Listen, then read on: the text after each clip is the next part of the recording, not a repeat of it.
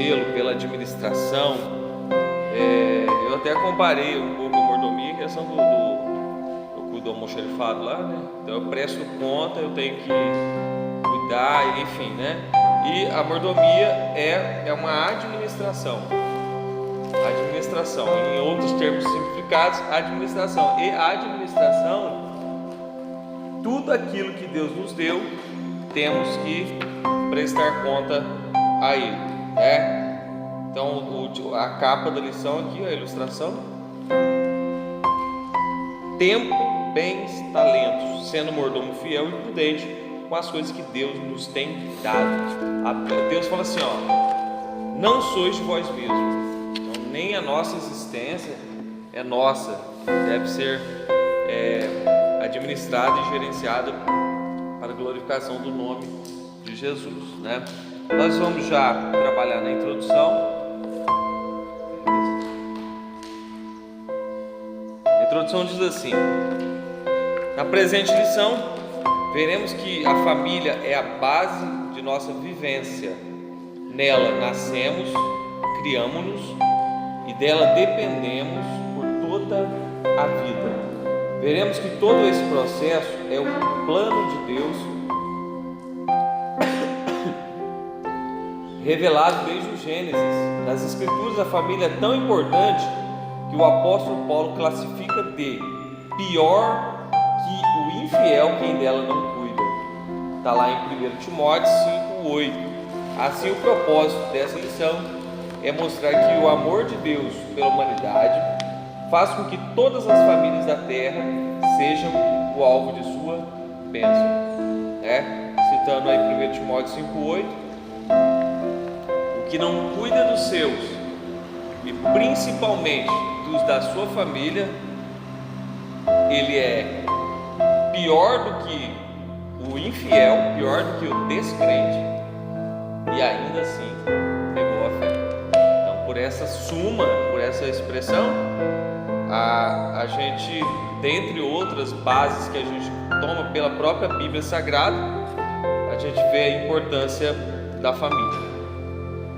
E toda matriz de embasamento, informação, valorização, ela teve o seu início lá no livro dos começos, que é assim que nós chamamos o livro de Gênesis, livro dos começos, dos inícios.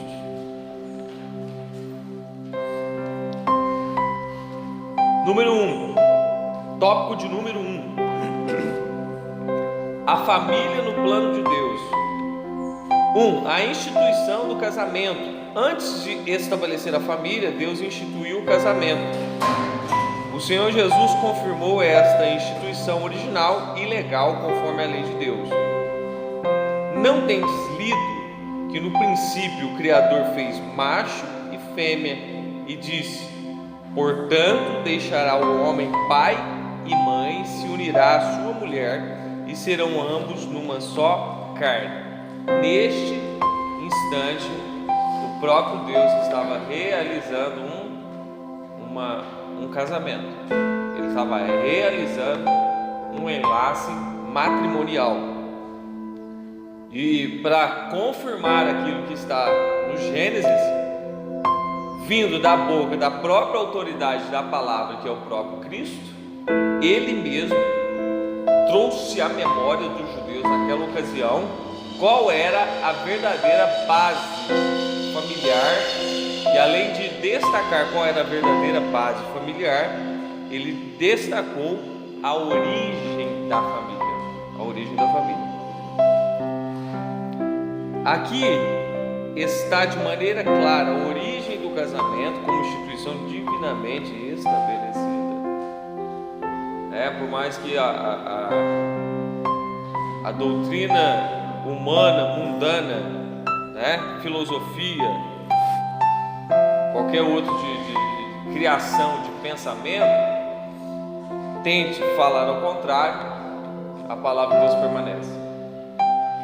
E enquanto eu lia a lição e preparava, apesar de muitas informações referentes à criação da família, coisas que serão destacadas ao longo da revista aqui: monogamia, heterossexualidade, e tudo isso são coisas que nós sabemos por rotina. Porém, cada ciclo de estudo é um, né? E faz-se necessário a nossa mente e o nosso coração, a nossa memória ser realçada não só pelo conhecimento, mas pelo impulso de representar aquilo que aprendemos, né? Porque infelizmente, vamos abrir um parênteses rapidamente aqui, há quem saiba que o casamento é uma instituição criada por Deus, saiba que é uma união de duas pessoas de sexos diferentes, saiba que é preciso respeitar o princípio da monogamia, um só parceiro, porque foi assim que distribuiu, sabe, mas toleram de forma incentivadora o pecado de terceiros. Então nós, como igreja, eu vou usar a expressão de Lutero, né? Lutero, ele foi o pai da reforma protestante. Eu não estou falando para a gente sair brigando em cada esquina, mas em situações em que a configuração de algo que não é bíblico, que não é divino e torna-se até diabólico, nós protestamos através da palavra de Deus, porque infelizmente há muita conivência, né? Há pessoas que convivem formulam amizade, criam vínculos, colocam dentro da própria casa pessoas que estão fora do parâmetro das coisas de Deus. De certa forma, é aquela expressão: quem não cala, consente, né? Quem não cala, consente. Então, nós temos uma definição de fé, nós não fazemos acepção a pessoas, mas nós temos uma configuração do modelo bíblico do que é uma família. Prosseguindo, nós já vimos a instituição do casamento, né? O próprio Deus fazendo ali a primeira cerimônia. Origem da família. O livro de Gênesis relata que a partir do homem e da mulher, Deus estabeleceu a família e Deus os abençoou. Olha que interessante, a primeira expressão aqui foi a bênção de Deus, e Deus os abençoou, e Deus lhes disse. Agora, a consequência da bênção sobre o casal: frutificai, multiplicai-vos e enchei a terra. Gênesis 1:28. Essa instituição é tão importante diante de Deus que Ele a criou antes do Estado. Então, antes de haver nação, antes de haver, né, uma política, antes de haver uma organização social, eu digo assim, o desdobramento da criação social, o casamento já existia. Então, não é o Estado hoje que tem que ditar que seja a configuração ideal da família. Não, porque antes nós estamos no livro do Gênesis. O livro do Gênesis é o livro dos princípios, dos inícios, dos começos, né? O próprio Deus, que não se, entre aspas, se justifica do que faz, haja luz e ovo, Ele estabeleceu a sua divindade e ela é vista e revelada a nós. É o mesmo Deus que estabeleceu o casamento, e não, o Estado não pode negociar isso, trocar, não, vamos riscar isso aí, não, é impossível. Essa instituição é tão importante diante de Deus que Ele a criou antes do Estado e até mesmo antes da igreja. Olha que interessante, depois nós vamos discutir isso aqui. E foi a partir de uma família que o Altíssimo prometeu abençoar todas as demais. Gênesis 12:3. E abençoarei os que te abençoarem, e amaldiçoarei os que te amaldiçoarem, e em ti serão benditas todas as famílias da terra. Olha que lindo, olha que interessante. Traz à memória aí uma família, faz o construto de uma família aí. No caso aqui, Abraão, né? Abraão e a sua família.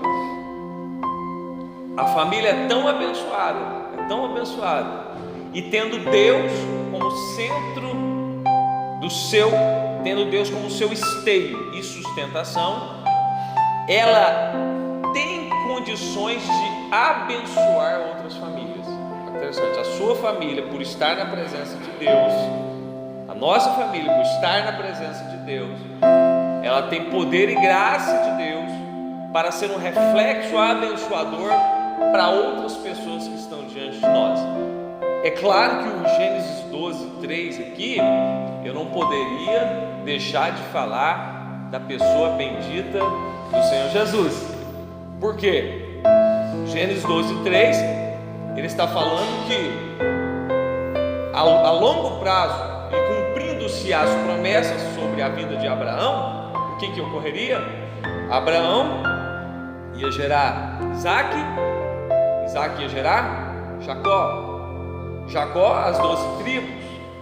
Das 12 tribos, uma tribo escolhida chamada Judá. Da tribo de Judá, uma pessoa escolhida chamada Jesus. E através de Jesus, todas as famílias da terra têm possibilidade de, ao aceitarem esse raciocínio teológico, de serem abençoadas. Na verdade, o abençoador do Gênesis 12:3 aqui é o próprio Cristo, é o próprio Jesus. Então, por isso que a gente está gastando um pouquinho de tempo aqui, é por isso que Jesus principiou os seus milagres justamente nas bodas de Caná da Galileia. Então, não foi aleatório que Jesus principiou os seus milagres justamente nas bodas de Caná, ou seja, em um casamento que ele mesmo foi o coautor desse casamento quando estava lá no Gênesis. Lindo isso, porque o próprio Jesus, que estava nas bodas de Caná, é claro, agora em forma humana, humanizou-se, né? Limitou o seu poder, reteve o seu poder, ele se esvaziou do seu poder. Antes, na sua plenitude e glória, ele foi aquele que lá no Éden, ele junto com o Pai, com o Filho e com o Espírito Santo estava fazendo a cerimônia de casamento, o mesmo Jesus. E agora ele vamos dizer, presencial em carne, né? Porque ele é onisciente, ele não se limita ao tempo, né? Passado, futuro e presente para ele não o limita. Vamos lá? Então, todas as famílias podem ser abençoadas através. A bênção foi,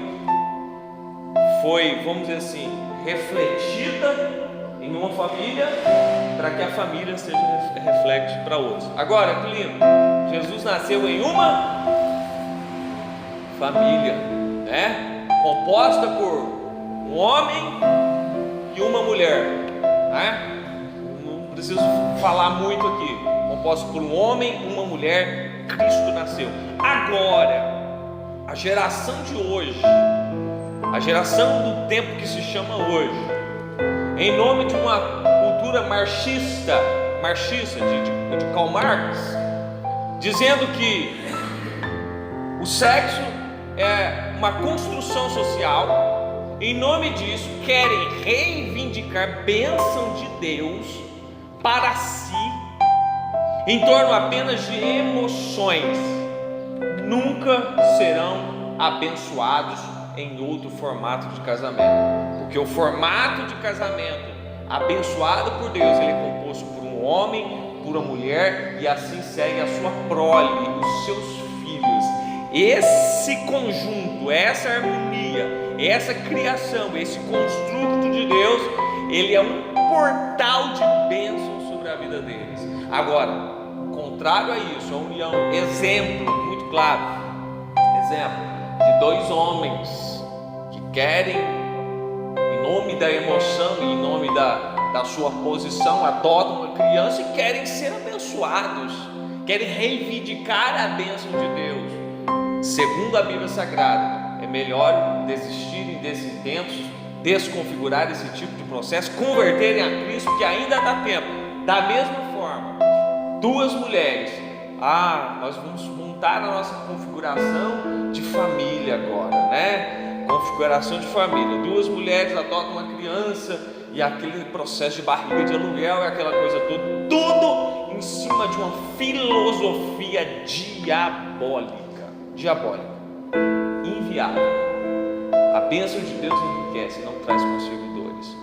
Então, a família na presença de Deus, e quando nós falamos da presença de Deus, não é uma mera frequência ao templo, à igreja. A família na presença de Deus, que tem a sua extensão de culto na sua vida. A nossa vida, o culto tem que ser uma extensão ativa da igreja, esse conjunto. Na minha casa, eu presto culto a Deus. No meu andar, eu presto culto a Deus.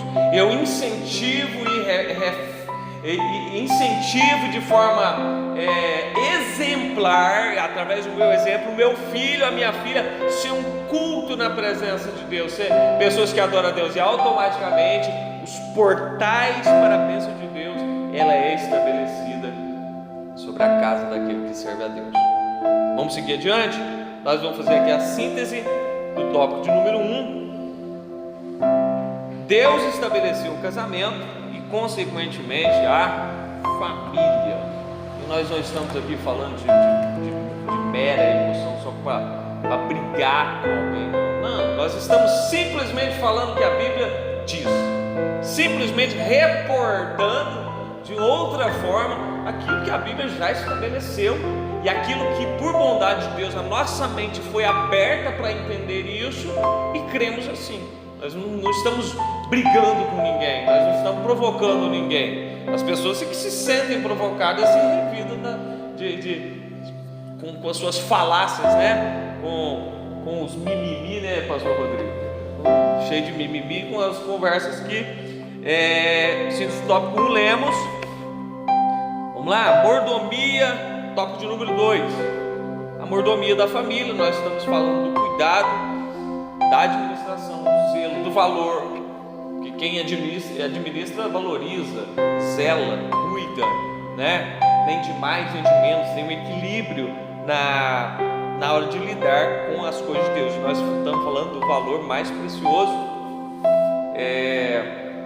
da sociedade, célula máter da sociedade, que é a família.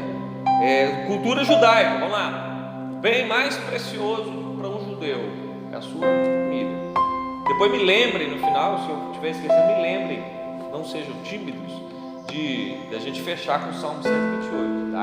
Tem princípios poderosos ali, bíblicos, para a nossa vida. Salmo 128, nós vamos fechar com ele. Os princípios que regem o casamento cristão. Há um manual de união matrimonial, e esse manual é a Bíblia Sagrada.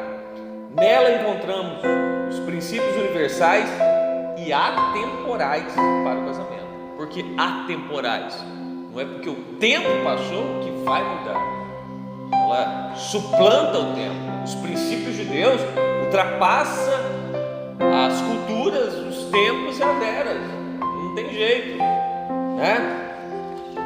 Seca-se a erva e cai as flores, soprando nelas o hálito do Senhor. Seca-se a erva e cai as flores, mas a palavra do nosso Deus subsiste eternamente. Salmo 119: a sua palavra é eterna nos céus. Para onde iremos nós, se só tu tens palavras de vida eterna? Passará céu e terra, mas nem um tio, nem uma vírgula da palavra passará. Então o que Deus criou no passado distante é o que permanece. E nós estamos falando aqui do princípio relacionado ao casamento. Monogamia, o princípio da monogamia. No plano original de Deus para o casamento, o princípio da monogamia está declarado assim: portanto, deixará o homem, seu pai e sua mãe, e se unirá com a sua mulher, e serão ambos uma só carne. Gênesis 2:24.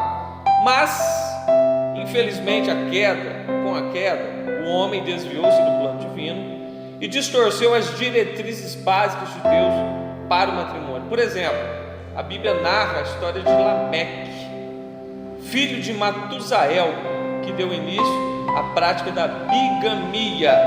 Gênesis 4:19.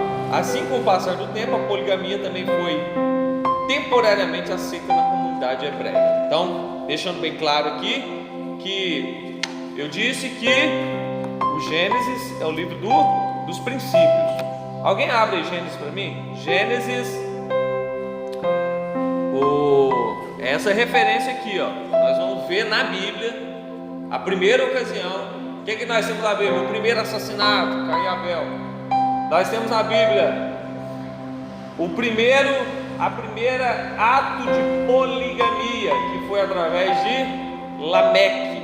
Primeiro ato de poligamia, bigamia, né? Aliás, é bigamia aqui até então. E depois se desdobrou em poligamia.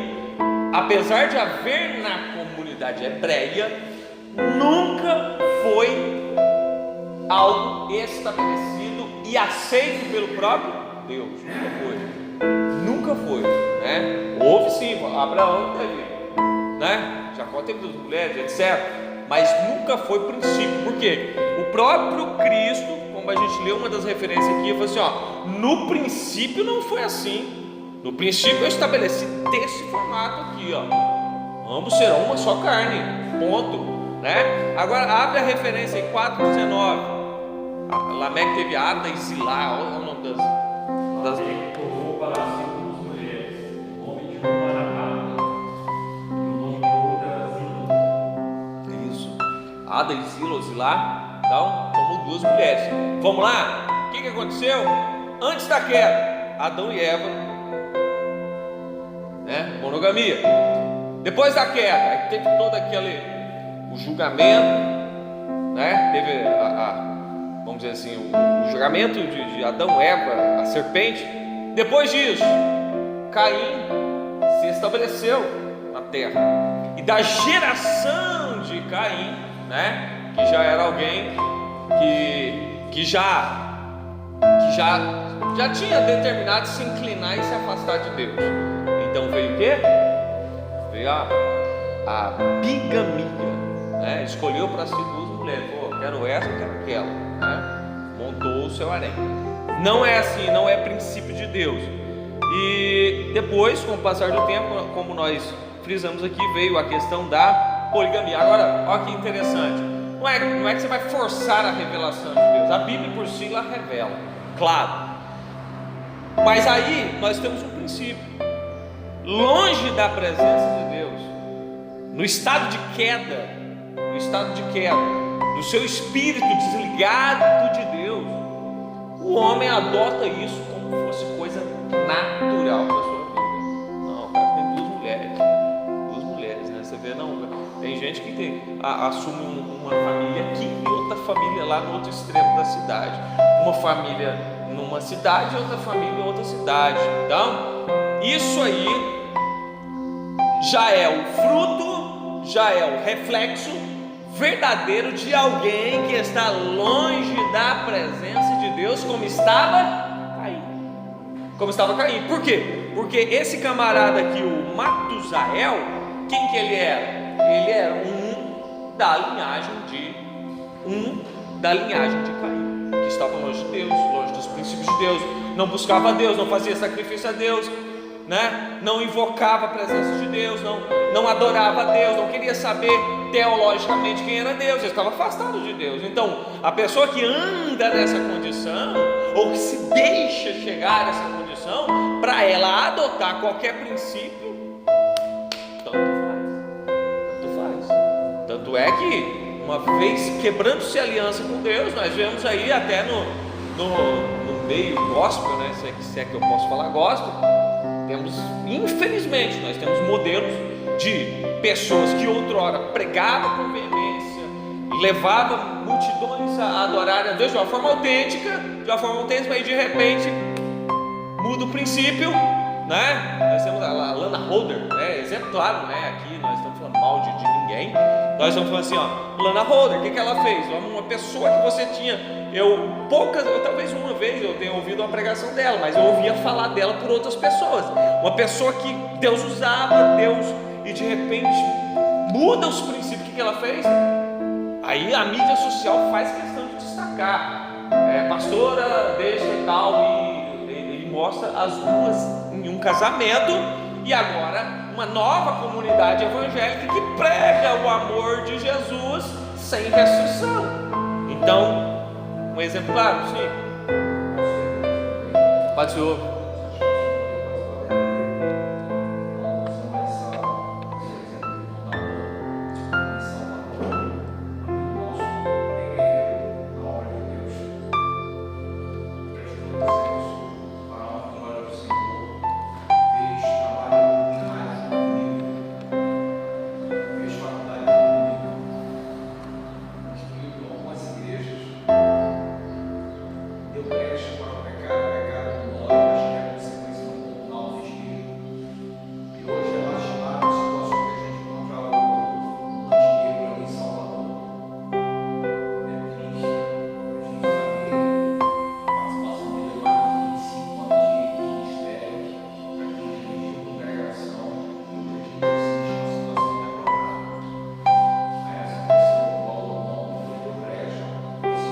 É verdade. Amém. Então tá aí mais um exemplo aí, o irmão citou, e exemplo midiático aí da mídia, né? Por quê?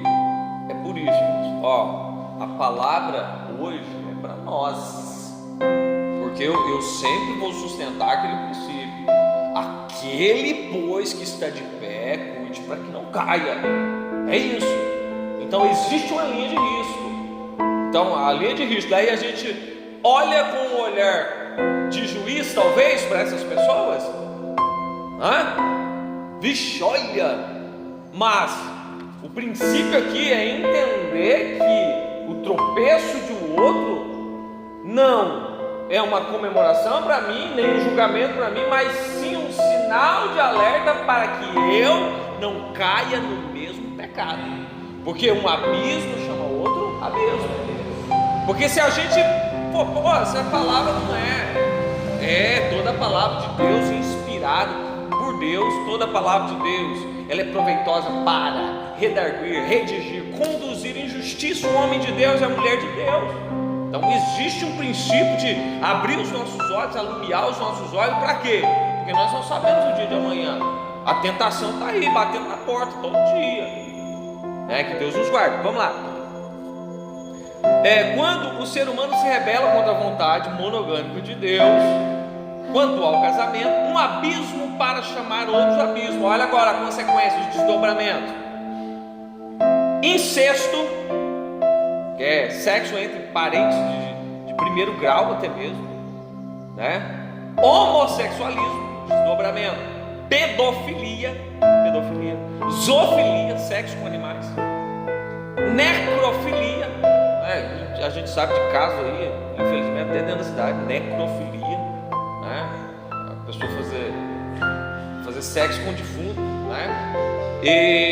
E outras abominações semelhantes, porque aqui até mesmo a classificação deles existe no mínimo mais de 50 modalidades de gênero que eles adotam para si, né? Então esse é o primeiro bloco. Diante de um quadro tão grotesco e estarrecedor, a palavra de Deus impõe-nos o padrão monogâmico, heterossexual, indissolúvel, como a vontade original do Criador para o matrimônio. Me ajuda na leitura aí, para a gente embasar o argumento. 1 Coríntios 7, 1 e 2. Embasar o argumento. Então, muito bem claro. Eu vou ler até as últimas palavras. Quando achar, me faz um sinal. Padrão monogâmico. Isso.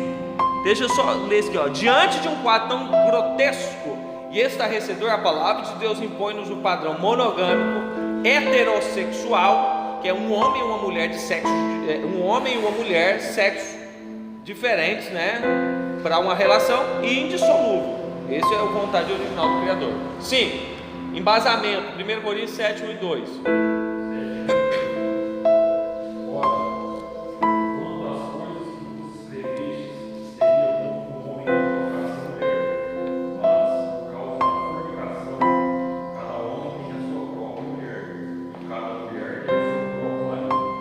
Isso, bom seria que o homem não tocasse a mulher. O que Paulo estava falando ali? Ele estava falando, não é que ele estava abominando a questão do relacionamento homem-mulher, não, casamento, não é isso não. Ele estava falando que para gerenciar as coisas de Deus, ele, como solteiro, ele tinha mais facilidade, só isso, né? Aí o que ele fala assim? Mas por causa da prostituição ou da fornicação, usa os dois termos, intercambia aí. Cada um tem a sua mulher, cada mulher tem o seu próprio marido, tá? Mas agora uma coisa interessante, né? Eu conversando com o pastor, e agora o fato de serem casados um para o outro, né? A questão da realização sexual, isso ainda não é a base principal para guardar o homem e a mulher da prostituição. Isso é um princípio que tem que existir, que tanto é que no desdobramento do capítulo 7 de Coríntios tem algo ali muito interessante, que fala assim, se vocês forem se abster para jejum, tem que ter uma harmonia entre o casal, mas depois juntem-se novamente, por causa da tentação de Satanás. Então eu estava dizendo que o casal tem que ter uma vida sexual ativa regular, tem que ter. Por quê? Porque senão Satanás pega isso como brecha e tenta o homem. Mas além de terem, né, do cônjuge se valorizarem, terem um ao outro, além disso entra a prudência, a vigilância e sair da margem de... Tá, o primeiro ponto aqui, para não fugir demais, nós estamos valorizando aqui o princípio da monogamia de acordo com a palavra de Deus. O princípio da heterossexualidade. Nas Escrituras, Deus definiu para o casamento o princípio da união heterossexual: um homem e uma mulher unidos para sempre sob as bênçãos divinas. Quando Gênesis 2:24 estabelece o princípio monogâmico e heterossexual, o texto identifica o homem que deixa a casa do pai e da mãe para unir-se à sua mulher, tornando-se ambos uma só carne. Ao lado da monogamia, a heterossexualidade é o princípio inegociável em qualquer tempo ou lugar. Entretanto, cabe aqui uma advertência bíblica e séria: esses dois princípios só sustentam o casamento se forem vividos sob a égide do verdadeiro e sacrificial amor de ambos os cônjuges. Por isso, lute por seu amor, ame o seu cônjuge, renove os votos matrimoniais periodicamente. Então, isso aqui sustenta o argumento anterior que eu expus. Então, além disso, existe o amor sacrificial. E toma como base aqui, interessante o autor, para falar assim, de um amor profundo. De um amor profundo.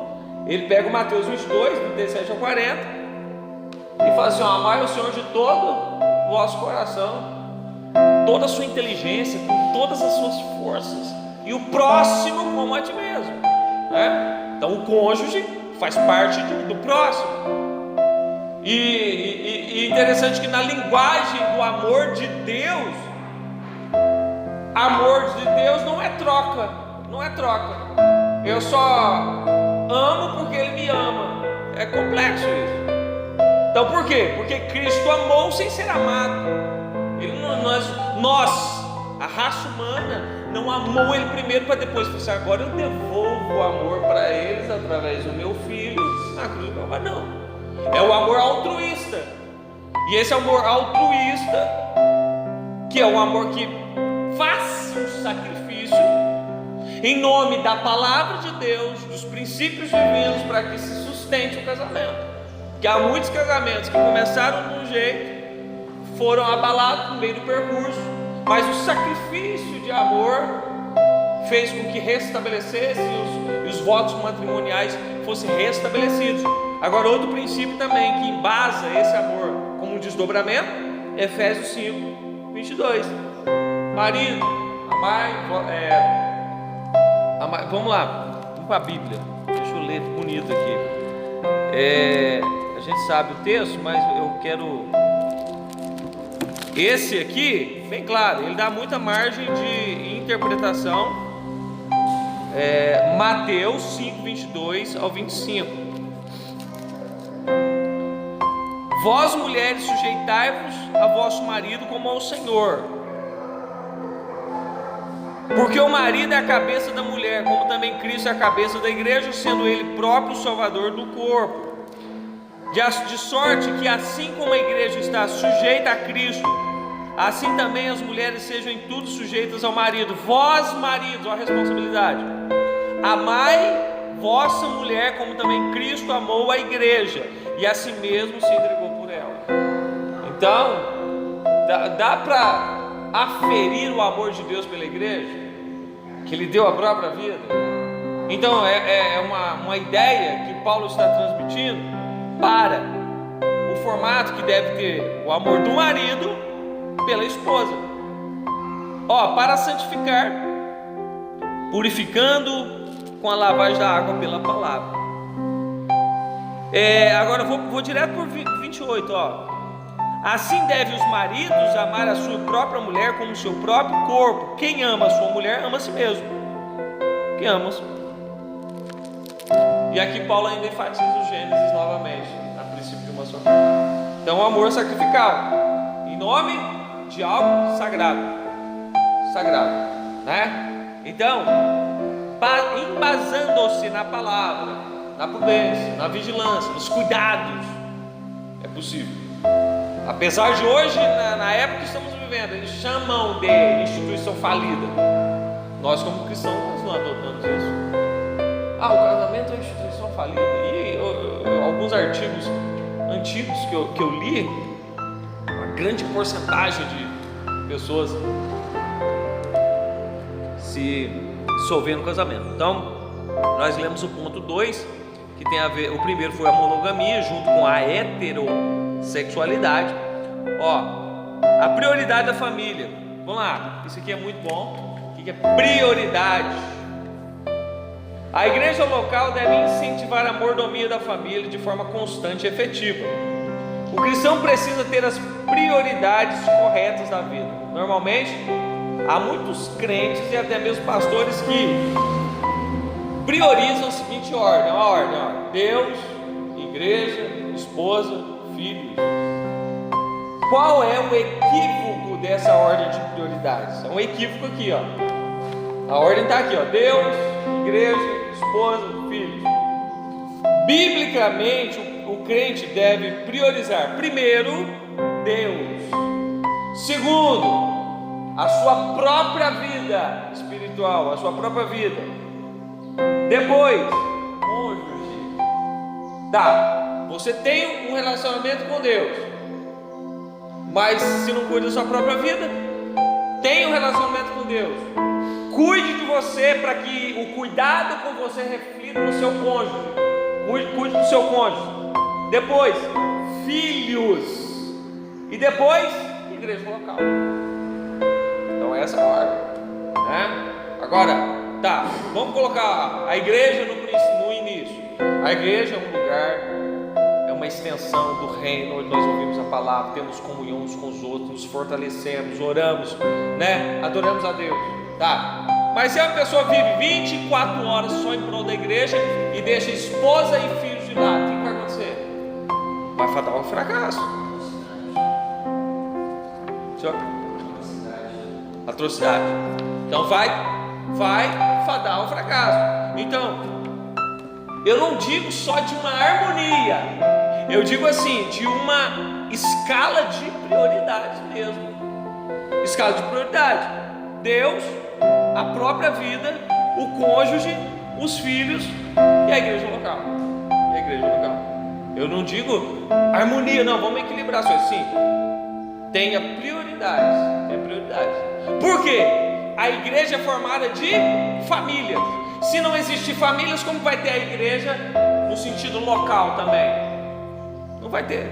Se dissipa a família por causa de outras prioridades. E aqui a gente não está falando só da igreja, né? Trabalhar de forma demasiada, perder momentos importantes com a família, coisas que será que a gente vai ter que ficar mais maduro para entender o valor do momento, daquele momento, de ver o filho crescer, enfim, né? E pedir, é lógico, nós não estamos aqui suplantando a questão da obrigação do trabalho, não, bem claro, trabalhar é um princípio divino, é um dom de Deus, é uma dádiva, é uma bênção, né? Mas eu particularmente, né? Eu tenho que me policiar muitas vezes.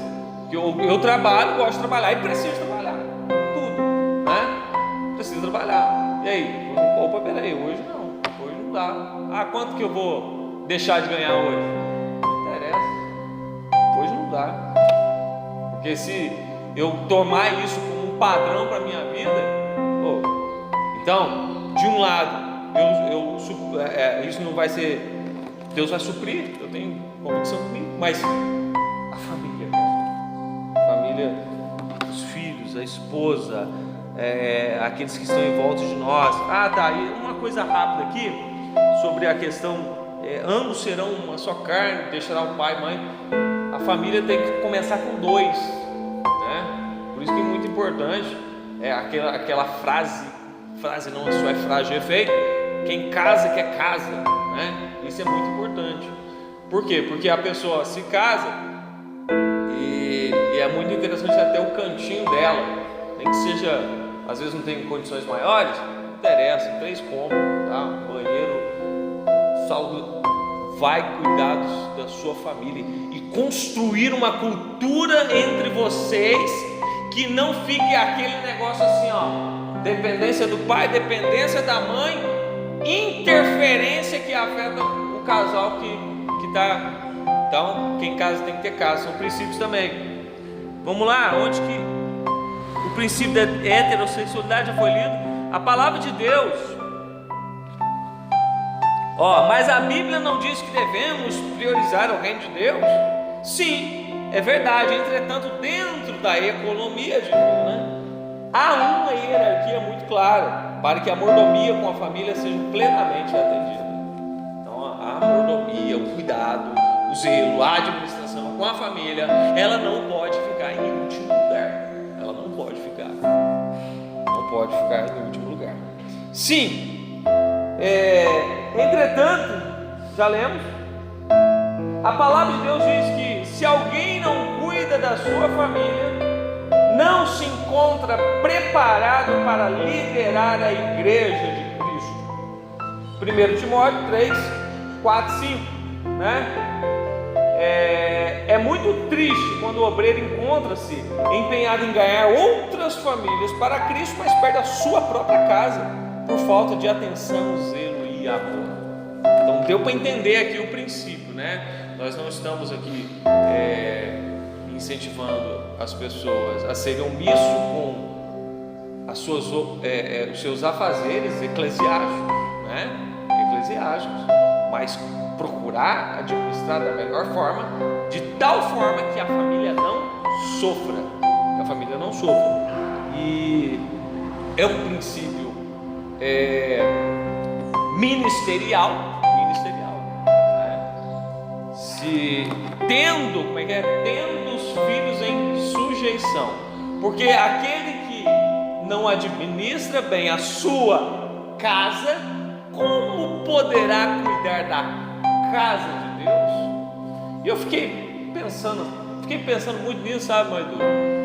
Interessante, né? Deus dá a família pra gente, e aquilo que, como lidamos com a nossa família, elas são pontos de referência, vão passar a ser pontos de referências e planos diretores que você pode aplicar na igreja. Interessante, né? Como líder, são pontos de referência que lidando bem com a família, você traz esse desdobramento para a igreja e vai funcionar. Por quê? Porque é princípio divino, é de Deus e é algo que pode dar certo na família, na igreja, como uma forma de governo, né? São princípios de forma rasa, mas eu me vejo esse raciocínio. Que Deus nos ajude. Vamos lá? 1 Timóteo 5,8. Claro. Aquele que não cuida dos seus, e principalmente os da sua família, negou a fé. Olha, negou a fé, e é pior do que o infiel. A palavra de Deus diz. Então eis o valor que Deus dá para essa instituição que Ele criou, Ele sustenta, e o mundo quer massacrar, o mundo quer destruir. E nós também temos que, como mesmo sendo cristão, tendo tido contato com a Bíblia Sagrada, tem uma experiência com Deus, há muito que se afinar em nós, em questão comportamental, há muito que se afinar, há muito que ajustar em nós, para que a gente possa corresponder ainda melhor à família que Deus nos deu. Número 3, o relacionamento entre pais e filhos. Na mordomia da família, alguns cuidados devem ser tomados a fim de que os filhos sejam criados na doutrina e admoestação do Senhor. 6,4 de Efésios. Eu gosto muito dessa referência, né? Criai vossos filhos na admoestação do Senhor. Alguém abre para mim, por gentileza? Já abre as referências demais. Efésios 6, verso 4 e Salmo 127, verso 3. Eu vou lendo aqui, pode me chamar. Na mordomia da família, alguns cuidados devem ser tomados a fim de que os filhos sejam criados na doutrina e admoestação do Senhor. Efésios 6, 4. Eles são herança e galardão de Deus, como os sacerdotes do lar, os pais. Agora, interessante, sacerdotes do lar não é só o homem tem a responsabilidade maior, bem maior, infinitamente maior.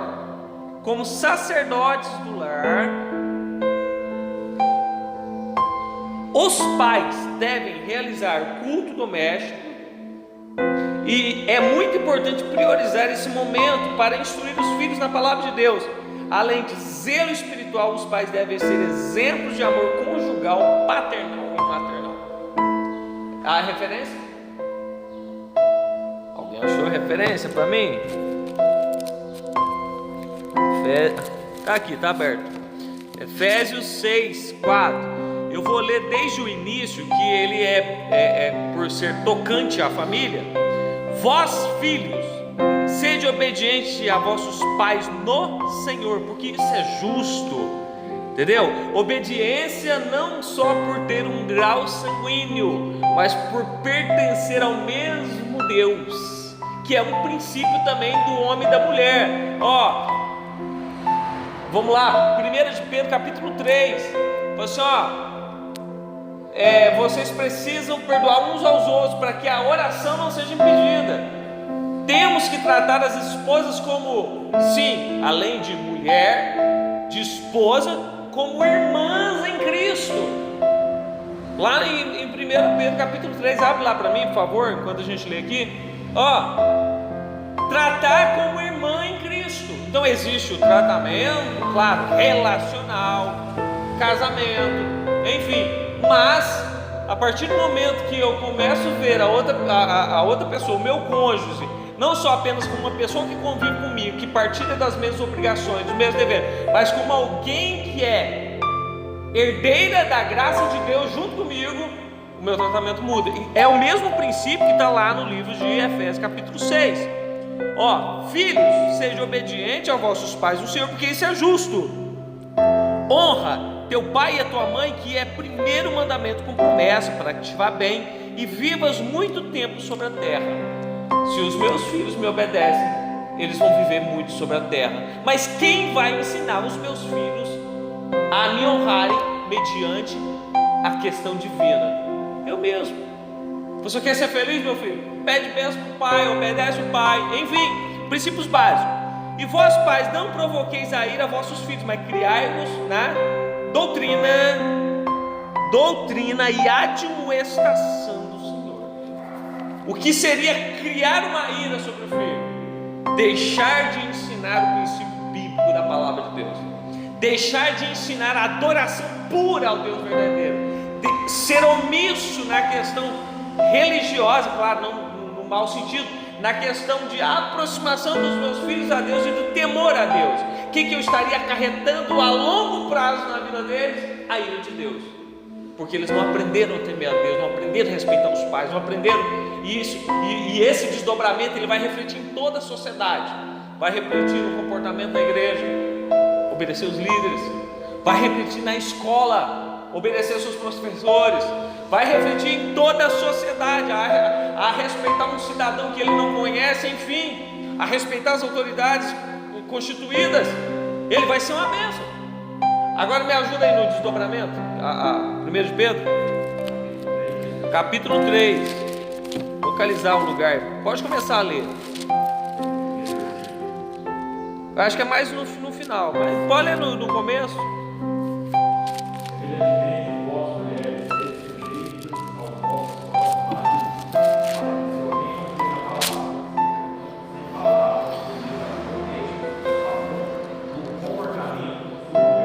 Ó, pode ir direto pro 7, é o 7 que é o foco. Da mesma forma, vós maridos, convidai com ela segundo a inteligência, dando à mulher a devida honra, como vaso mais frágil, pois ambos sois cordeiros da graça da vida. Assim as vossas orações não serão bloqueadas. Isso é profundo, mas ó. Então manda que os maridos coabitem com as mulheres com inteligência, com entendimento, dando honra à mulher como vaso mais frágil.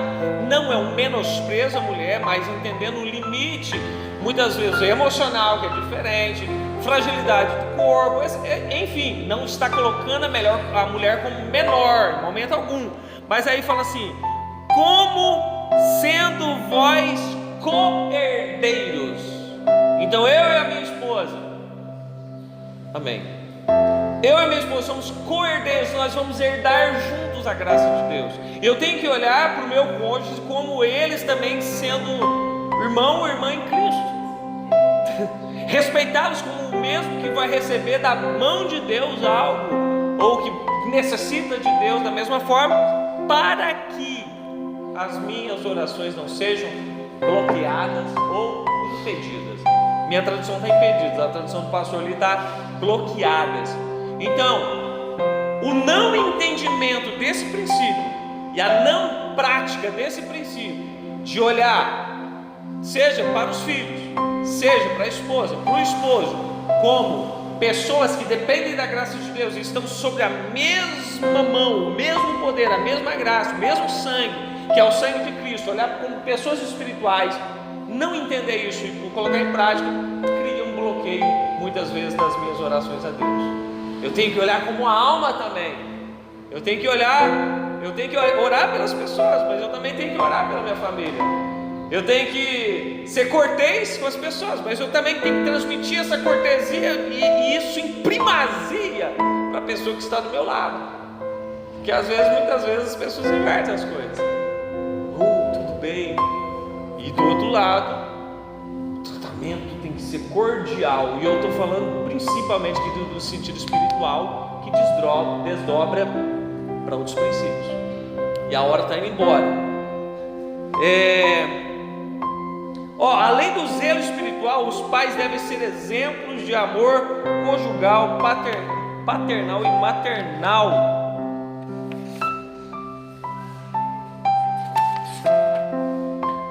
Nós vamos agora sintetizar o tópico 2. Os princípios que regem o casamento cristão são os da monogamia e da heterossexualidade. Vamos já partir para o tópico de número 3. Eu vou acelerar um pouquinho, vocês me perdoam, por causa do tempo ali. A família cristã sob o ataque do Estado materialista. De um modo geral, os países são governados por homens materialistas e indiferentes ao bem comum. Muitos governantes tornam-se agentes do diabo, visando a destruição da família e da igreja de Cristo. Por essa razão, temos de usar estratégias poderosas para vencer os ataques do maligno. As estratégias, olha, a valorização da palavra de Deus no lar. A palavra é que dá sustentação para aquilo que eu creio. Então ela sempre vai ter que ser rememorada, relembrada. Por que eu creio assim? Porque a palavra de Deus diz assim. Porque a palavra de Deus diz assim. O culto doméstico, eu confesso, nessa parte eu estou negligente, eu preciso, já fiz, né? Cada um, nós vamos fazer aqui, vamos ler a palavra, fazer uma oração, cantar um louvor e fazer uma oração final. Não precisa ser extensivo, mas o suficiente para entender que eles têm um Deus, têm um Criador. Hoje a Sofia de manhã perguntou para mim por que esse passarinho lá fora acordava cantando tanto daquele jeito. Por que eles cantam tanto de manhã assim? Aí eu falei assim, eu vou te contar um segredo. Eles estão adorando ao Criador dele. E nós também precisamos adorar o nosso Criador, né? Leitura e boa, comprovada em literatura cristã, livros, né? E constante vigilância e prática da oração, que a palavra de Deus norteia o nosso lar. Agora é o seguinte, nós estamos falando da família, de filhos. Olha que interessante, eu amo essa passagem, está lá em Deuteronômio, capítulo número 11. Eu amo essa passagem. Me ajudem se alguém quiser seguir aí, por favor. Deuteronômio, segunda lei, né? Revisão da lei, capítulo de número 11. Agora, nossa obrigação como pais, do 18 ao 21, diz assim a palavra de Deus: ponde, pois, estas minhas palavras no vosso coração e na vossa alma. Primeiro, a palavra de Deus tem que estar no nosso coração. Depois, atai-as por sinal na vossa mão, para que estejam por testeiras entre os vossos olhos. Agora, a partir de então, está no meu coração, está na minha alma, está no meu corpo, está em mim. Ensinai a vossos filhos, falando delas, assentando em casa, andando pelo caminho, deitando-te, levantando-te. Então aqui é um curso intensivo que nós temos o dever de passar para os nossos filhos. Eu não estou falando para a gente ser enfadonho, mas aqui está falando de um curso intensivo. Levanta de manhã, fala de Jesus, fala por que ela acordou, porque Jesus sustentou a vida dela. Ela vai temer a Deus. Assentando-te em casa na hora do alimento, pessoal, foi Deus que proveu esse alimento, vamos agradecer a Ele. Você está levando a criança à presença de Deus. Andando pelo caminho, valorizando a locomoção, valorizando a vida, e deitando-te à noite e levantando. Então parece que é 24 horas. Então por quê? Presta atenção, o povo judeu ainda é o povo mais sábio da terra. Deuteronômio destaca isso. Povo poderoso, não há sábio como tu. Deus deu esse princípio pedagógico para a nação de Israel, e é um princípio inteligente, não só porque é para Israel, mas porque veio da fonte de toda a sabedoria, que é o próprio Deus. Então ele sabe porque está me motivando a ensinar. Agora, primeiro, vou direto ensinar os filhos? Não. Por que ele está me motivando primeiro a colocar as palavras no meu coração, nos meus braços, na minha vida, viver a palavra, depois ensinar? Ele sabe por que ele está me mostrando esse princípio. Oh Deus, mas aqui é exaustivo, é muita coisa, de manhã, de tarde, de noite, toda hora. Gente, todas as vezes, com sabedoria e prudência, para não cansar também, realça Deus, reforça Deus. Nós não temos outra fonte de bem maior do que a própria presença de Deus. Nós não temos. Então nossos filhos, onde estiverem, vão depender de Deus. É uma missão de muita responsabilidade. A minha filha, vai para a escola? Vai, tudo que você aprender, aprenda mesmo, é bom você ter conhecimento, mas sempre agradece a Deus pelo aquilo que te ensinou. E ela vai ficar nessa dependência, eu creio, pro resto da vida dela. E aí, se aprovar a Deus, ela se desdobrar para outras coisas maiores, enfim, ela vai entender que é Deus.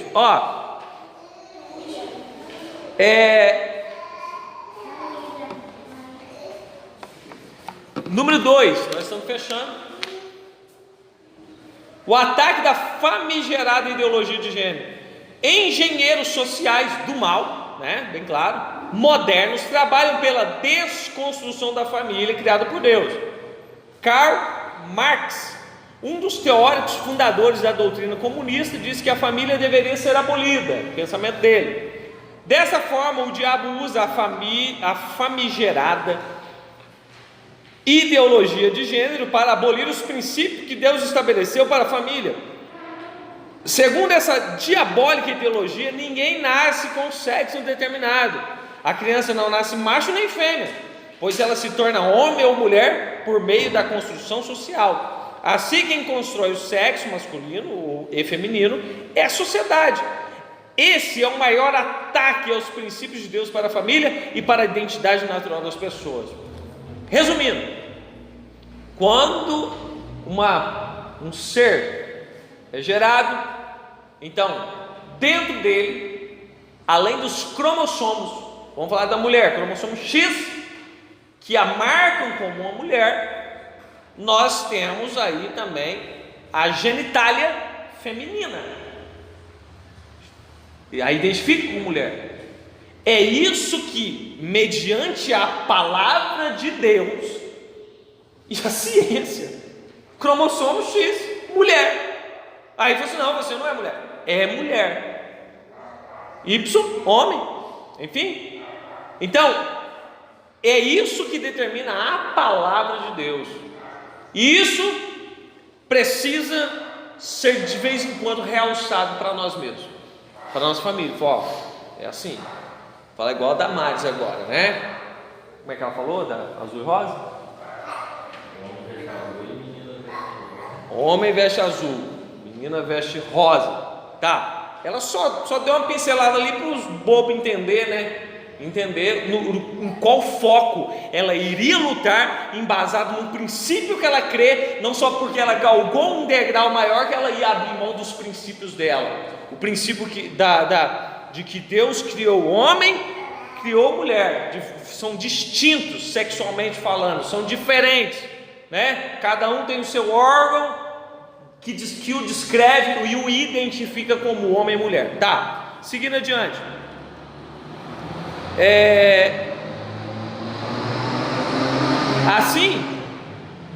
Assim quem constrói e tal.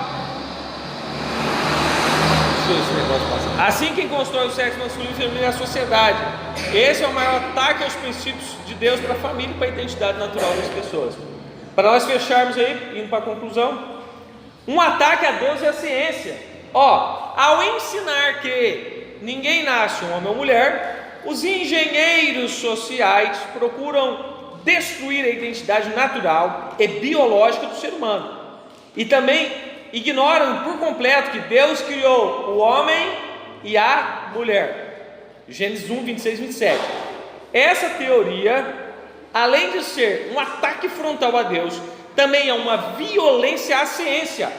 A biologia define uma pessoa masculina por causa do seu aparelho reprodutor masculino.